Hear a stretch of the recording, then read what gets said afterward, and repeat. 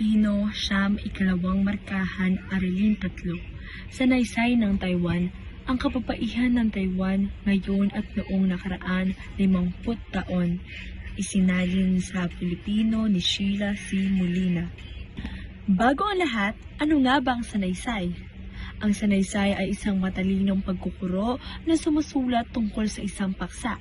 Ito ay isang genre o sangay ng panitikan na nasusulat sa anyong tuluyan na maaring tumatalakay sa anumang issue sa kapaligiran, maging tao, hayop, pook, pangyayari, bagay, at guni-guni. Ang bilang ng populasyon ng kababaihan sa mundo ay 51 o 2 na mas mataas kaysa sa kalalakihan. Maaring isipin ng ilan na ang kababaihan ay nakuha ng parehong pagkakataon at karapatan gaya ng kalalakihan. Ilang kababaihan lamang sa buong mundo ang nakuha ng pantay na karapatan at paggalang tulad sa kalalakihan. Ang tungkulin at kalagayan ng kababaihan ay unting-unting nagbabago sa nakalipas na 50 taon. Ito ay makikita sa dalawang kalagayan. Una, ang pagpapalit ng gampani ng kababaihan. Ikalawa, ay ang pag-unlad ng kanilang karapatan at kalagayan. Nakikita ito sa Taiwan. Ang unang kalagayan noong nakalipas na 50 taon, ang babae sa Taiwan ay katulad sa kasambahay o housekeeper. Ang tanging tungkulin nila ay tapusin ang hindi mahalagang gawaing bahay na hindi matapos ng kanilang asawa. Ang mga babae ay walang karapatan magdesisyon dahil sa kanilang mababang kalagayan sa tahanan. Ngayon, nabago na ang tungkulin ng mga babae at ito ay lalong naging komplikado. Sa bahay ng mga Taiwanese, sila pa rin ang may pananagutan sa mga gawaing bahay. Ngunit sa larangan ng trabaho, inaasahang nagagawa nila kung ano ang nagagawa ng kalalakihan. Sa madaling salita, dalawang mabibigat na tungkulin ang nakaatang sa kanilang balikat. Ang ikalawang kalagayan ay pinatutunayan ng pagtaas ng kanilang sahod, pagkakataong makapag-aral at mga batas na nangangalaga sa kanila.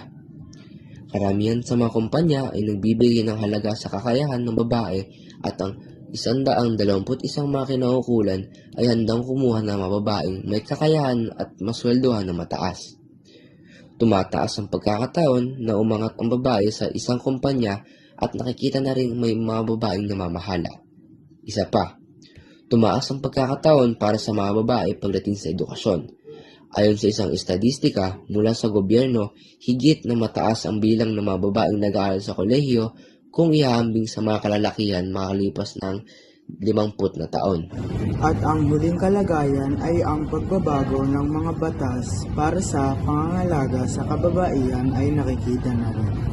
Halimbawa sa Acton Incorporated, isa sa nangungunang networking hardware manufacturer sa Taiwan. Ginawa ng 1 taon ang maternity leave sa halip na 3 buwan lamang. Ang gobyerno ng Taiwan ay gumagawa na ng batas sa pagkakaroon ng pantay na karapatan upang higit nilang mapangalagaan ang kababaihan. Bilang pagwawakas, naiiba na ang gampanin ng mga babae at higit itong mapanghamon kung ihahambing noon. Ang kanilang karapatan at kahalagahan ay binibigyan na ng pansin. Ngunit hindi ito nangangahulugan na ang mga babae ay tumatanggap na ng pantay na posisyon at pangangalaga sa lipunan. Mayroon pa rin mga kumpanya na hindi makatarungan ang pagtrato sa mga babaeng leader nito. Marami pa rin kalalakihan ang nagbibigay ng mabigat na tungkulin sa kanilang asawa sa tahanan. Ito ay matuwid pa rin sa kanila. Marami pa rin dapat magbago sa kalagayan ng kababaihan sa Taiwan. At malaki ang aking pag-asa na makita ang ganap at pantay na karapatan nila sa lipunan. Maraming salamat sa pakikinig.